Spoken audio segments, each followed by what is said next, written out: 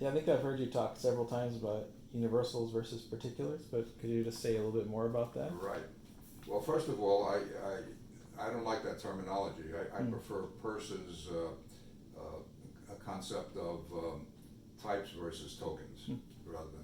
And the reason is that Plato, who's the one who talks most about universals, obviously is not thinking about it in the terms that people think about it these days.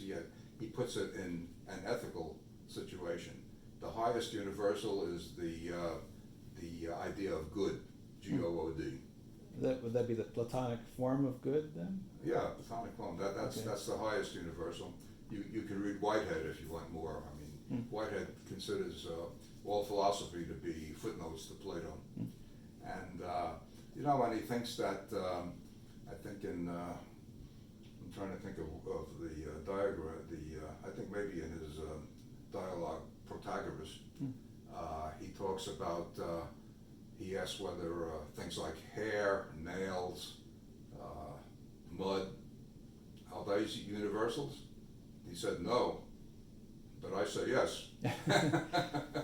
And I think modern thinkers also would say yes. In other words, you can talk about mud in general.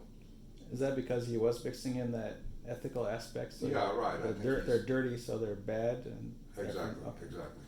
So I think we have to avoid the Platonic point of view on this. And I think of a type versus token in the following way. The very same object can be thought of as a type or a token.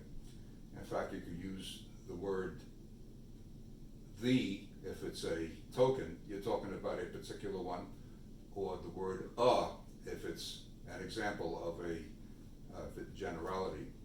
And the difference is the attitude you take toward this and what you're doing about this particular concept or this particular object. If you are contrasting this object, well, first of all, we do not know things in their full concreteness. William Blake says, if you know everything about things, it would be infinite in terms of knowledge. So we clearly see things superficially, so to speak, and therefore you can you narrow it down, and if you abstract enough, you can find repetition. In other words, this same thing, as I conceive it, is also in another place, and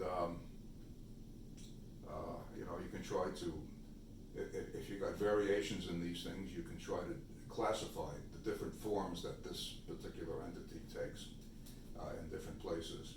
So that's one way of looking at it. The second way of looking at it is that this particular entity is connected to other entities, and that's where you think of this as a particular. You can say, let's say, a historian or geographer's point of view of this. They're emphasizing the particular. You want to know exactly in what way, say, Napoleon was different from other people, and you find connections with that. So the particular is sort of attached to things by causal connections and so forth and so on. So there are two different ways of doing that. I must say there's the so-called Prague theory of language, in particular Roman Jacobson, I think. And he has this distinction between, here's a sentence, let's say, Jack eats an apple, okay? For Jack, you can substitute other names, like Jill. For eats, you can say flings, steps on, etc., okay? And so forth. In other words, you can, and that is the, when you think of this as a type, you think of it as a type and variations of the type, which you substitute into that sentence. On the other hand, the connection of various things, eating in the apple, or you eating the apple, think of it as a particular in that sense. So there's an interesting connection between linguistics and the type token distinction. Is it very language specific? Like there are some languages that don't even have articles. But I guess you would want to say that everything you're saying could be translated faithfully between all the major languages. Well, that's an interesting point. I mean, you know, in many cases, you don't have a separate word for or the, but you add on a suffix or an infix or a prefix to indicate. So I think every language has to be able to do that. And they do it in very different ways.